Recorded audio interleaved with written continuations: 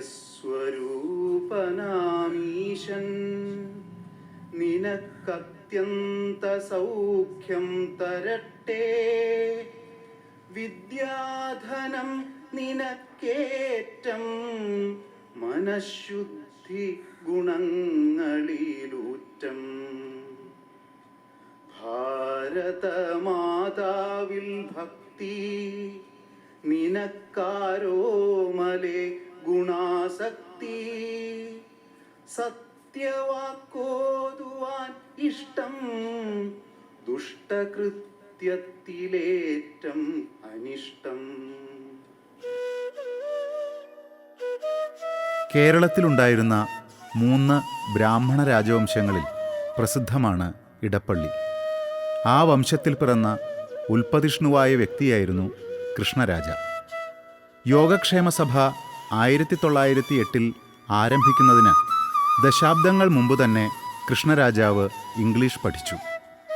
നമ്പൂതിരിമാർക്കിടയിൽ English പഠിച്ച ആദ്യ വ്യക്തി. 1911 യോഗക്ഷേമ സഭയുടെ ഉപസഭാ സമ്മേളനത്തിൽ നമ്പൂതിരി നേരിട്ട് കൃഷി ചെയ്യാവുന്ന ഭൂമിയൊഴിച്ച് ബാക്കിയെല്ലാം വിറ്റ് ആ പണം കൊണ്ട് കച്ചവടം ചെയ്യണമെന്ന് വാദിച്ച അദ്ദേഹം 1940കളുടെ തുടക്കത്തിലാണ് കാലയവനികയിൽ മറഞ്ഞത്. കൃഷ്ണരാജയുടെ പുത്രനാണ് ഇടപ്പള്ളി കരുണാകരമേനോൻ. മേനോനാണ് ദോസ്തോവ്സ്കിയുടെ കുറ്റവും ശിക്ഷയും പരിഭാഷപ്പെടുത്തിയത്. മലയാളത്തിലേക്ക് മൊഴിമാറ്റം ചെയ്യപ്പെട്ട ആദ്യ റഷ്യൻ നോവൽ കൂടിയാണിത്. തുടർന്ന് ടോൾസ്റ്റോയിയുടെ യുദ്ധവും സമാധാനവും, യൂഗോയുടെ 93 തുടങ്ങി ചില കൃതികൾ കൂടി കവിയും സംസ്കൃത പണ്ഡിതനുമായ കരുണാകരമേനോൻ പരിഭാഷപ്പെടുത്തി. 1927 ഇടപ്പള്ളിയിൽ നടന്ന സമസ്ത കേരള സാഹിത്യ പരിഷത്തിൻ്റെ സ്രഷ്ടാക്കളായിരുന്നു കൃഷ്ണരാജാവും പുത്രൻ കരുണാകരമേനോനും. സംസ്കൃത ഭാഷയോടുള്ള മമത കൊണ്ടാവണം കരുണാകരമേനോൻ തൻ്റെ ജീവിതത്തിൽ പൂക്കാലമാനയിച്ച വൃശ്ചികത്തിലെ ആയില്യത്തിൽ പിറന്ന തൻ്റെ പുത്രന് അത്ര സാധാരണമല്ലാത്ത പേര് തന്നെ കൽപ്പിച്ചത്. എന്നാൽ കരുണാകരമേനോൻ്റെ അമ്മ പൗത്രനെ അപ്പു എന്നാണ് വിളിച്ചത്. ഒരാൾ നേടുന്നതിലധികം സമ്പാദ്യം കൊടുക്കുന്നതിലൂടെയാണ് കൈവരിക്കുന്നത് എന്ന് പഠിപ്പിച്ച മുത്തശ്ശി പൗത്രനിൽ ചെലുത്തിയ സ്വാധീനം വളരെ വലുതാണ്. മുത്തശ്ശിയുടെ അപ്പുവിന് ഇപ്പോഴും മുത്തശ്ശിയെപ്പറ്റി സംസാരിക്കുമ്പോൾ ശബ്ദമിടറും. ഒപ്പം പഠിച്ച പലർക്കും അപ്പുക്കുട്ടനാവും ചിലപ്പോൾ. തത്തമ്പിള്ളിൽ സരസ്വതിയമ്മയുടെയും കരുണാകരമേനോൻ്റെയും മകനായി പിറന്നതുകൊണ്ടാണ് അപ്പു എന്ന വസന്തൻ്റെ ഇനീഷ്യൽ SK എന്നായത്. വീടുമാറാം, അമ്മയും അച്ഛനും മാറില്ലല്ലോ എന്ന കരുണാകരമേനോൻ്റെ യുക്തിയാണ് SKയ്ക്ക് പിന്നിൽ. തിരുവള്ളക്കാവിലാണ് കരുണാകരമേനോൻ മകനെ എഴുത്തിനിരുത്തിയത്. കുഞ്ഞൻപിള്ള ആശാനാണ് തറവാട്ടിൽ വെച്ച് ആദ്യാക്ഷരങ്ങൾ പഠിപ്പിച്ചത്. ആ സ്നേഹധനനായ ആശാനെപ്പറ്റി ഹൃദ്യമായ ഓർമ്മകൾ അരുമശിഷ്യൻ പലപ്പോഴും പലരുമായി പങ്കുവച്ചിട്ടുണ്ട്. പഠിത്തം തുടങ്ങിയതിനെ പറ്റിയുള്ള ഓർമ്മ കുട്ടിക്കാലത്ത് കുഞ്ഞൻപിള്ള ആശാൻ്റെ അടുത്ത് നിലത്തെഴുത്ത് പഠിച്ചതാണ്. ഞാനും എൻ്റെ അച്ഛൻ്റെ മരുമകൻ ഗിരിജൻ എന്നു പേരായിട്ടൊരാളുണ്ടായിരുന്നു. എന്നെക്കാൾ 2 വയസ്സ് കൂടും. അദ്ദേഹം പിന്നെ യൂണിയൻ ബാങ്കിൻ്റെ മാനേജറൊക്കെ ആയിട്ടാണ് റിട്ടയർ ചെയ്തത്. പിന്നെ ഞങ്ങളുടെ അയൽവാസി ഒരു രാമേന്ദ്രൻ, അയാൾക്ക് എന്നെക്കാൾ 1 വയസ്സ് കൂടും. പിന്നെ എൻ്റെ അതേ പ്രായമുള്ള ആനന്ദം. ഞങ്ങൾ 4 പേരാണ് ആശാൻ്റെ അടുത്ത് നിലത്തെഴുത്ത് പഠിച്ചിരുന്നത്. അപ്പോൾ ആനന്ദം എന്നൊരു ചുട്ടിയുള്ള കച്ചകൊണ്ടാണ് കൊടുക്കുക. അത് എനിക്ക് കൃത്യമായിട്ട് ഓർമ്മയുണ്ട്. എനിക്ക് രാമേന്ദ്രൻ ചിലപ്പോൾ കോണം മാത്രമേ ഉണ്ടാവുള്ളൂ. 3.5 വയസ്സ് 3 വയസ്സ് ഒക്കെ ഉള്ളൂ. ഗിരിജനും അതെ, ചിലപ്പോൾ ഒരു മുണ്ടുണ്ടാവും, അല്ലെങ്കിൽ ഒരു ഇങ്ങനെ വള്ളി ട്രൗസർ ഉണ്ടാവും. 1 മണിക്കൂർ പഠിത്തം കഴിയുമ്പോൾ ഞങ്ങളോട് പറയും, പുറത്തേക്ക് പോയിട്ട് മൂത്രമൊക്കെ ഒഴിച്ച് കാലും മുഖമൊക്കെ കഴുകി വന്നോളൂ എന്ന് പറയും. തിരിച്ചു വരുമ്പോഴത്തേക്ക് ആശാൻ വിസ്തരിച്ച് മുറുക്കി കഴിഞ്ഞിട്ടുണ്ടാവും. അപ്പോൾ ആശാൻ ചില ദിവസം വരുമ്പോൾ കയ്യിലൊരു സഞ്ചി ഉണ്ടാവും. അന്ന് സന്തോഷമാണ്. സഞ്ചിയിൽ ഞങ്ങൾക്ക് തിന്നാനുള്ള എന്തെങ്കിലും ഉണ്ടാവും. അത് ചക്കപ്പഴമോ മാമ്പഴമോ ഒക്കെ ആണെങ്കിൽ മണം കൊണ്ട് നേരത്തെ അറിയും. ചിലപ്പോൾ വെറുതെ പഴം മാത്രമായിരിക്കും. അത് തിരിച്ചറിയാൻ പറ്റില്ല, വാസന കിട്ടില്ലല്ലോ. ചിലപ്പോൾ കശുവണ്ടി ചുട്ടു തല്ലിയതാവും, അത് കൊണ്ടുവരും. അങ്ങനെയൊക്കെ കൊണ്ടുവരും. എന്നിട്ട് ചെറിയ ഒരു കുന്നിക്കുരുനോളം ഇരട്ടി മധുരം ഇങ്ങനെ 4 പേർക്കും ഓരോ കഷ്ണം തരും. അതെനിക്ക് നല്ല ഓർമ്മയുണ്ട്. അങ്ങനെയാണ് ഇരട്ടി മധുരം ഇത്. ചില ദിവസം ആശാൻ കഥയൊക്കെ പറഞ്ഞു തരും. അത് വളരെ രസമായിട്ടാണ് കഥ. ഈ ആശാൻ പറഞ്ഞ കഥകളിൽ കൂടിയാണ് മുയലിനെയും സിംഹത്തിനെയൊക്കെ ഞങ്ങൾ കണ്ടത്. ആശാൻ്റെ ഷഷ്ടിപൂർത്തിയായപ്പോൾ ഞാൻ കോളേജിൽ ലെക്ചറായി. ഞങ്ങളൊക്കെ കൂടിയാണ് അദ്ദേഹത്തിൻ്റെ പഴയ എല്ലാ വീട്ടിലും അദ്ദേഹത്തിൻ്റെ ശിഷ്യന്മാരാണ്. ഞങ്ങളൊക്കെ കൂടിയാണ് അദ്ദേഹത്തിൻ്റെ ഷഷ്ടിപൂർത്തി നടത്തിയത്. പക്ഷേ ആ കൂട്ടത്തിൽ കോളേജ് പ്രൊഫസറായിട്ട് ഞാൻ മാത്രമേ ഉണ്ടായിരുന്നുള്ളൂ. അച്ഛന് വലിയ സന്തോഷമായിരുന്നു. എഞ്ചിനീയർ ആവണം എന്നായിരുന്നു കുട്ടിക്കാലത്തെ ആഗ്രഹമെന്ന് മാഷ് പറയാറുണ്ട്. പല കാരണങ്ങളാൽ അത് നടന്നില്ല. ഇടപ്പള്ളിയിലെ സർക്കാർ പള്ളിക്കൂടങ്ങളിൽ പഠിച്ച് 10ാം ക്ലാസ് ജയിച്ചു. ഡിഗ്രി വിദ്യാഭ്യാസം എറണാകുളം സെൻറ്റ് ആൽബർട്ട്സിൽ. ഗണിതം ഐച്ഛികമായി ബിരുദം നേടി. പിന്നെ എറണാകുളം മഹാരാജാസിൽ നിന്ന് മലയാളം MA. ഏതാനും വർഷം കഴിഞ്ഞ് ജോലിയിലിരിക്കെ പ്രൈവറ്റായി പഠിച്ച് ഇംഗ്ലീഷിലും MA നേടി. അന്ന് ഞങ്ങളുടെ വീട്ടിൽ സാമ്പത്തികമായിട്ടൊക്കെ കുറേ വല്ലാതെ തന്നെ ബുദ്ധിമുട്ടിയിരുന്നൊരു കാലമാണ്. അച്ഛന് ജോലിയൊന്നും ഇല്ല. ഈ ആസ്മ കാരണം ജോലിക്കൊന്നും പോകാൻ വയ്യ. പറമ്പിൽ നിന്ന് കിട്ടുന്ന നാളികേരം അതൊക്കെയായിരുന്നു വരുമാന മാർഗം. അപ്പോൾ അങ്ങനെ വരുമ്പോൾ കൃത്യമായിട്ട് ഫീസ് കൊടുക്കാനൊന്നും പറ്റിയെന്ന് വരില്ല. മിക്കവാറും തവണ ഡിഫോൾട്ടേഴ്സ് ലിസ്റ്റിൽ പേര് വരും. സാധാരണ കോളേജുകളിലൊക്കെ അങ്ങനെയുള്ളതാണ്. ഫീസ് കൊടുത്തിട്ടില്ല എന്നും പറഞ്ഞുകൊണ്ട്. അപ്പോൾ കൃഷ്ണനായർ മാഷാണ് ഫീസ് കൊടുക്കുക. എന്നിട്ട് പിന്നെ ചിലപ്പോൾ 2 ആഴ്ച കഴിഞ്ഞ് 3 ആഴ്ച കഴിഞ്ഞ് ഒക്കെ നാളികേരം വിറ്റ് കാശൊക്കെ കിട്ടുമ്പോൾ അത് കൊണ്ടുപോയി മാഷ്ക്ക് ഫീസ് കൊടുക്കുക. ആ പൈസ കൊടുക്കും. മാഷ് അത് വാങ്ങിക്കുകയും ചെയ്യും. ഒരു ചെറുപ്പക്കാരൻ്റെ ദുരഭിമാനത്തിന് മുറിവേക്കണ്ട വെച്ചിട്ടായിരിക്കാം. പിന്നീട് ഡോക്ടർ PK നാരായണപിള്ളയുടെ മാർഗദർശകത്വത്തിൽ PhD. മലയാള ഭാഷയ്ക്കും സാഹിത്യത്തിനും രാജവംശങ്ങളുടെ സംഭാവന എന്നതാണ് പ്രബന്ധ വിഷയം. ഞാൻ ഈ പന്തപുരം സ്മാരകത്തിലാണ് എൻ്റെ PhD ഗവേഷണത്തിന് പഴയ മാസികകൾ തപ്പാൻ ഒരുപാട് കാലം താമസിച്ചു. ആരും ഇവിടെ വന്ന് താമസിക്കൊന്നുമില്ല. ഞാനവിടെ താമസിക്കും. ശനി ഞായറും രാത്രി 2 മണി വരെ ഒക്കെ ഈ പഴയ മാസികകൾ ആ മുറിയിൽ കിട്ടും. അവിടെ ഇരുന്നത് വായന, നോട്ടെടുക്കൽ, ഇതൊക്കെ തന്നെയായിരുന്നു. അന്നിവിടെ ഒരു നല്ല ഹോട്ടൽ പോലും ഇല്ല.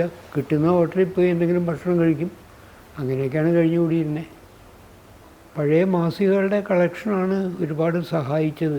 പഴയ മാസികകൾ നോക്കുമ്പോൾ ഒരു ബുദ്ധിമുട്ട് എന്താണെന്ന് വെച്ച് കഴിഞ്ഞാൽ, ഇപ്പോഴത്തെ കുഞ്ഞുകുട്ടൻ തമ്പുരാനെ പറ്റി ഉള്ളത് നോക്കുകയാണെങ്കിൽ കുതിരയ്ക്ക് കണ്ണട വെച്ച പോലെ അത് മാത്രമേ നോക്കാൻ പാടുള്ളൂ. അല്ലെങ്കിൽ എങ്ങും എത്തില്ല. ഒരുപാട് വിഷയങ്ങളെ പറ്റി ഒരുപാട് കാര്യങ്ങൾ. ലക്ഷ്മിഭായി, രസികരഞ്ജിനി, കവനകൗമുദി, വിദ്യാവിനോദിനി, വിദ്യാവിലാസിനി, ഇത്തരം മാസികളൊക്കെയാണ് അത് നോക്കിയിരുന്നത്. എഞ്ചിനീയറാവാൻ ആഗ്രഹിച്ച് അത് നടക്കാതെ പോയതിനാൽ അദ്ദേഹം doctor SK Vasanthan MA PhD ആയി.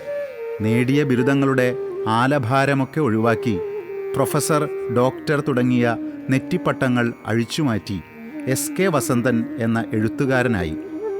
ശിഷ്യർക്ക് പ്രിയപ്പെട്ട വസന്തൻ മാഷായി.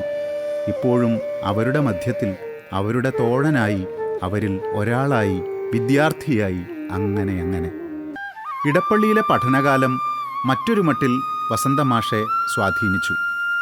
കരുണാകരമേനോൻ്റെ സുഹൃത്തുക്കൾ പലരും പലപ്പോഴും തൻ്റെ വീടായ വൃന്ദാവനത്തിൽ അതിഥികളായി എത്തും. വള്ളത്തോൾ, G. ശങ്കരക്കുറുപ്പ്, വൈലോപ്പിള്ളി, ചങ്ങമ്പുഴ, PV കൃഷ്ണൻ നായർ, ഹരിശർമ്മ തുടങ്ങി ഒട്ടേറെ എഴുത്തുകാർ. അവരുടെ വർത്തമാനം കുട്ടിക്കാലം മുതൽ വസന്തനെ സാഹിത്യലോകവുമായി അടുപ്പിച്ചു. MRB, C. അച്യുതക്കുറുപ്പ്, MS ദേവദാസ് തുടങ്ങി ഈ നിര ഇനിയും അനായാസം വിപുലമാക്കാം. സാഹിത്യ പഠനവും സാഹിത്യ ചർച്ചയും ഗൗരവമുള്ളതാണ് എന്ന ബോധം കുട്ടിക്കാലം മുതൽ മനസ്സിൽ വളർത്താൻ ഈ അന്തരീക്ഷം സഹായിച്ചു. ബാല്യകൗമാരങ്ങളിലെ ഈ അന്തരീക്ഷമാണ് സാഹിത്യത്തിൽ വേരുപിടിച്ചു വളരാൻ സഹായിച്ചത് എന്ന് മാഷ് പറയാറുണ്ട്. അത് സത്യമാണ്. 4ാം ക്ലാസ്സിൽ പഠിക്കുമ്പോഴാണത്രേ വസന്തൻ മാഷിന് ആദ്യമായി സമ്മാനം കിട്ടുന്നത്. അതുവരെ കഴിഞ്ഞ എല്ലാ പരീക്ഷകളിലും ഒന്നാമനായതുകൊണ്ട് കൊല്ലാവസാന പരീക്ഷയ്ക്ക് എഴുതുവാനുള്ള കടലാസായിരുന്നു സമ്മാനം. പിന്നെ ഉപന്യാസ മത്സരങ്ങളിൽ, കവിതാ മത്സരങ്ങളിൽ തുടങ്ങിയ സമ്മാനങ്ങൾ സ്കൂൾ പഠനകാലത്തും കോളേജ് കാലത്തും കിട്ടിയപ്പോൾ അക്കാഡമിയിൽ നിന്നും കിട്ടിയ ആദ്യ സമ്മാനം തുഞ്ചൻ പ്രബന്ധ മത്സരത്തിനും പിന്നെ വൈജ്ഞാനിക സാഹിത്യത്തിന് സമഗ്ര സംഭാവനയ്ക്കുമായിരുന്നു. ചിന്താ പുരസ്കാരം, MS മേനോൻ പുരസ്കാരം, CP മേനോൻ പുരസ്കാരം, കേരള ഹിസ്റ്ററി അസോസിയേഷൻ പുരസ്കാരം, ശൂരനാട്ട് കുഞ്ഞൻപിള്ള പുരസ്കാരം, MV പൈലി പുരസ്കാരം, സോമദാസൻ പുരസ്കാരം, പുത്തേഴൻ പുരസ്കാരം, ആ പട്ടിക നീളുകയാണ്. ഇപ്പോഴിതാ കേരള സർക്കാർ നൽകുന്ന പരമോന്നത ബഹുമതിയായ എഴുത്തച്ഛൻ പുരസ്കാരവും. ലോകമേ തറവാട്, തനിക്കീ ചെടികളും പുൽകളും പുഴുക്കളും കൂടിത്തൻ കുടുംബക്കാർ. ത്യാഗമെന്നതേ നേട്ടം, താഴ്മ താൻ അഭ്യുന്നതി, യോഗവിത്തേവം ജയിക്കുന്നിതൻ ഗുരുനാഥൻ. താരകാമണിമാല ചാർത്തിയാലതും കൊള്ളാം, കാരണിച്ചളി നീളെ പുരണ്ടാലതും കൊള്ളാം. ഇല്ലിഹ സംഗം ലേപം എന്നിവ സമസ്വച്ഛം, അല്ലയോ വിഹായസ് ഔവണ്ണമെൻ ഗുരുനാഥൻ. അല്ലയോ വിഹായസ് ഔവണ്ണമെൻ ഗുരുനാഥൻ. നമ്മുടെ പല എഴുത്തുകാരും സാഹിത്യത്തിൽ ഒന്നോ രണ്ടോ ശാഖകളിൽ ശ്രദ്ധ കേന്ദ്രീകരിച്ച് വിജയം വരിക്കുമ്പോൾ വസന്തൻ മാഷ് മിക്കവാറും എല്ലാ ശാഖകളിലും പഠിക്കുന്നു എന്നത് ശ്രദ്ധിക്കാതെ വയ്യ.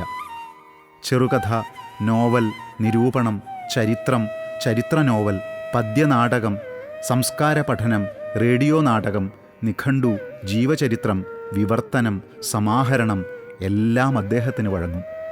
ചെറുപ്പത്തിൽ കവിത എഴുതിയിരുന്ന മാഷ് അല്പം നേരമ്പോക്കോടെ പറയാറുള്ളത് ജി ശങ്കരക്കുറുപ്പ്, ചങ്ങമ്പുഴ, ഇടശ്ശേരി, വൈലോപ്പിള്ളി തുടങ്ങിയവരുടെ കവിതകൾ വായിച്ചപ്പോൾ താൻ കവിത എഴുത്ത് നിർത്തിയെന്നാണ്. പുതിയ കവികൾ പലരും അവയെല്ലാം വായിച്ചിരുന്നെങ്കിൽ എന്ന ആഗ്രഹവും പ്രകടിപ്പിക്കും ചിരിയോടെ. കാലടിയിലെ ജീവിതകാലം വായനയുടെ കാലമായിരുന്നു.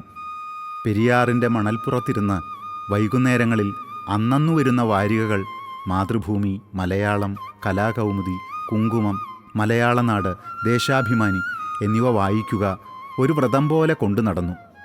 1-2 മാസമല്ല, 20-ലധികം കൊല്ലം.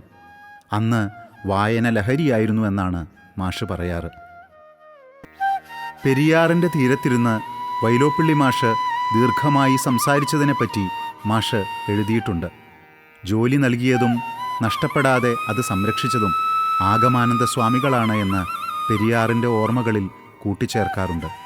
പിരിച്ചുവിടലിൻ്റെ ഭീതിജനകമായ ഓർമ്മകൾ ഇപ്പോൾ നിസ്സംഗനായല്ല ഒട്ടൊരു നർമ്മത്തോടെ മാഷ് വിവരിക്കാറുണ്ട്. ആ ദിവസങ്ങളിൽ അനുഭവിച്ച മാനസിക വേദനയെപ്പറ്റി, ആരുമറിയാതെ നിസ്സഹായതയിൽ വിതുമ്പിക്കരഞ്ഞുപോയ നാളുകളെപ്പറ്റിയൊക്കെ ഒരുപാട് പറയാനുണ്ട് മാഷിന്. ആ മൂകവേദനകൾ എന്നെങ്കിലും മുത്തുകളായി നമുക്ക് കിട്ടുമോ ആവോ? പിരിച്ചുവിടലിൻ്റെ ഭീതിജനകമായ ഓർമ്മകൾ മാഷിപ്പോഴും ഓർക്കുന്നുമുണ്ട്. വായന പോലെയാണ് അധ്യാപനവും. അതിപ്രഗത്ഭരായ അധ്യാപകരിൽ നിന്നും പകർന്നു കിട്ടിയതാണ് ആ പ്രാഗൽഭ്യം. വളരെ കൃത്യമായി ഒരു സംശയവും ബാക്കി വരാത്ത മട്ടിൽ കാര്യങ്ങൾ അതീവ ലളിതമായി അദ്ദേഹം വിവരിക്കും. അദ്ദേഹത്തിൻ്റെ ക്ലാസുകളിൽ ഇരുന്നിട്ടുള്ള ആയിരക്കണക്കിന് വിദ്യാർത്ഥികളാണ് അതിന് സാക്ഷികൾ. അധ്യാപകൻ എന്ന നിലയിൽ 22-ാം വയസ്സിൽ തുടങ്ങിയ ഈ തപസ് 66 വർഷം പിന്നിട്ടിട്ടും മങ്ങലേൽക്കാതെ തുടരുന്നു. ആദ്യ ക്ലാസ് എടുക്കാൻ തയ്യാറെടുത്ത പോലെ തന്നെ ഇപ്പോഴും തയ്യാറെടുത്തുകൊണ്ടേ മാഷ് ക്ലാസ്സിൽ പോകാറുള്ളൂ. അത് നമ്മളുടെ എല്ലാ സാഹിത്യകൃതികളിലും അങ്ങനെ ഇതുണ്ട്. ഇംഗ്ലീഷ് നോവലുകളെ അനുകരിച്ചുകൊണ്ടാണ് നമുക്ക് പലപ്പോഴും മലയാള നോവലുകൾ ആദ്യകാലത്ത് എഴുതിയിരിക്കുന്നത്. മലയാളികൾ ആരാരൊന്നുമല്ല, ഇപ്പം ഇംഗ്ലീഷ് നോവലിനെ അനുകരിച്ച് ഒരു ഇംഗ്ലീഷ് നോവൽ വായിച്ചാൽ ചുരുങ്ങിയത് ഒരു മലയാള നോവൽ എഴുതും, പറ്റുമെങ്കിൽ 2 എഴുതും. അങ്ങനെ ഒരു രീതിയിലാണ് ആളുകൾ എഴുതിയിരുന്നത്. മാഷിലെ അധ്യാപകനെ ഇപ്പോഴും പിടിച്ചു നിർത്തുന്നത് തൃശ്ശൂരിലെ മലയാള പഠന ഗവേഷണ കേന്ദ്രത്തിലെ ജോയ് പോൾ മാഷാണ് എന്ന് നമുക്കറിയാമല്ലോ. കാലടി ശങ്കര കോളേജിൽ 33 കൊല്ലം, ആലുവ ക്വീൻ മദേഴ്സിൽ 1 കൊല്ലം, ചങ്ങനാശ്ശേരി മലയാള വിദ്യാപീഠത്തിൽ 3 കൊല്ലം, കാലടി സംസ്കൃത സർവകലാശാലയിൽ 3 കൊല്ലം, തൃശ്ശൂർ മലയാള പഠന ഗവേഷണ കേന്ദ്രത്തിൽ ഈ 88-ാം വയസ്സിലും തുടരുന്ന അധ്യാപനം. 6.5 പതിറ്റാണ്ടിലധികമായുള്ള അധ്യാപനം. ഇതിനിടെ മാഷിൻ്റെ മേൽനോട്ടത്തിൽ ഗവേഷണം നടത്തി ഡോക്ടറേറ്റ് നേടിയവർ 14 പേരാണ്. കാലടിയിൽ നിന്നും മാഷ് തൃശ്ശൂർക്ക് താമസം മാറ്റിയത് 1999 അവസാനം. മാഷിൻ്റെ മക്കൾ ഇരുവരും തൃശ്ശൂരാണ് താമസം.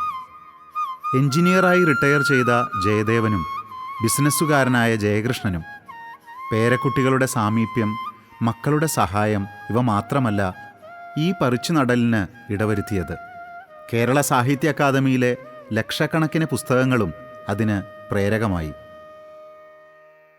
ഞങ്ങളൊക്കെ പഠിക്കുന്ന കാലത്ത് 10ാം ക്ലാസ് വരെയൊക്കെ ഉള്ള ക്ലാസ്സിൽ കവിതകൾ കാണാതെ പഠിക്കണമായിരുന്നു. ഇപ്പോൾ കുട്ടികൾക്കൊന്നും കാണാതെ പഠിക്കണ്ട. അത് കാരണം അതിൻ്റെ അർത്ഥം കയറ്റത്തിൽ ഇങ്ങനെ പറഞ്ഞു പോകും, അത് കേട്ട് പറയുകയും ചെയ്യും. പിന്നെ കവിത എഴുത്താണ്, ഇപ്പോൾ വായനയൊന്നുമില്ല. എല്ലാ കുട്ടികളും കവിത എഴുതും എന്നുള്ളതാണ്. കവിത വായിക്കുക പഠിക്കുക എന്നുള്ളതല്ല. ഒരുപാട് കവിത കാണാതെ പഠിച്ചാൽ മാത്രമേ ആ ഒരു കാവ്യത്തിൻ്റെ ഒരു അന്തരീക്ഷത്തിലേക്ക് പ്രവേശിക്കാൻ തന്നെ പറ്റുള്ളൂ. അതിപ്പോൾ കുട്ടികൾക്കെന്നല്ല, ചെറുപ്പക്കാരായിട്ടുള്ള ടീച്ചേഴ്സിനും ശരിയത് തന്നെയാണ്. അവരൊന്നും കവിതയൊന്നും വായിക്കൊന്നുമില്ല.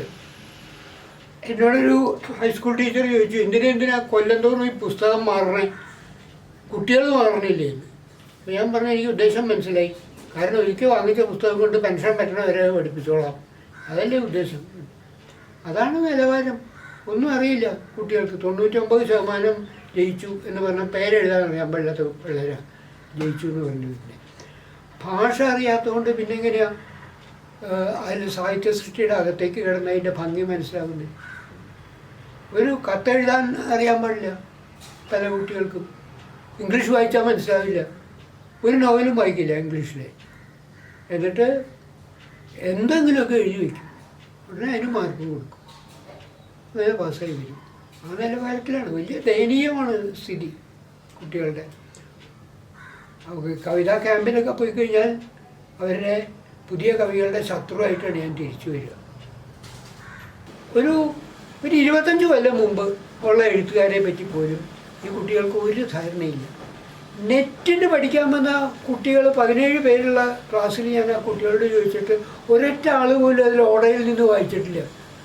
ഓടയിൽ നിന്ന് മലയാളത്തിലെ വലിയ നോവലൊന്നുമല്ല, ഒരു ശരാശരി താഴെയുള്ള നോവലാണ്. പക്ഷെ അതിന് ചരിത്രപരമായി നമ്മളുടെ നോവൽ സാഹിത്യത്തിലൊരു സ്ഥാനമുണ്ട്. ഇവർക്കറിയില്ല. ചോദിച്ചപ്പോൾ പറയുന്നത് സിലബസിലില്ല എന്നുള്ളതാണ്. ഞാനവരോട് പറഞ്ഞു, സിലബസിലുള്ളത് പഠിക്കണം എന്നാണ് സിലബസിൻ്റെ അർത്ഥം, അല്ലാണ്ട് അതിലില്ലാത്തത് വായിച്ചുകൂടാന്നതിന് അർത്ഥമൊന്നുമില്ല എന്ന് പറഞ്ഞു. അവരൊരു വെട്ടി ചെയ്തിരിക്കും, അല്ലാണ്ട് എന്താ ചെയ്യുന്നത്. അധ്യാപനത്തിന് പുറമെ Bhasha institute assistant editor, Edappal Vallathol വിദ്യാപീഠത്തിൽ vice president, Sahitya Akademi research guide തുടങ്ങി വിവിധ മേഖലകളിലാണ് അദ്ദേഹത്തിൻ്റെ പ്രവർത്തനം. വൈലോപ്പിള്ളി സ്മാരക സമിതി പ്രസിഡന്റ് ആയിരിക്കുമ്പോൾ തൃശ്ശൂർ സാഹിത്യ അക്കാദമിയിൽ നിന്നും വടക്കേച്ചിറയിലേക്ക് പോകുന്ന റോഡിന് വൈലോപ്പിള്ളി റോഡ് എന്ന് നാമകരണം ചെയ്യാൻ ശുപാർശ ചെയ്യുകയുണ്ടായി. തൃശ്ശൂർ കോർപ്പറേഷൻ അത് നടപ്പിലാക്കുകയും ചെയ്തു. തൃശ്ശൂരിൽ യൂണിറ്റി എൻക്ലേവ് ഫ്ലാറ്റിൽ മാഷ് പത്നിയോടൊപ്പമാണ് താമസിച്ചിരുന്നത്. മാഷിൻ്റെ ഭാര്യ പ്രേമ 2 വർഷം മുമ്പ് ഈ ലോകത്തോട് വിട പറഞ്ഞപ്പോഴും മാഷ് ഫ്ലാറ്റിൽ ഒറ്റയ്ക്കെന്ന് പറഞ്ഞുകൂടാ, 12,000-ഓളം പുസ്തകങ്ങളാണ് കൂട്ട്.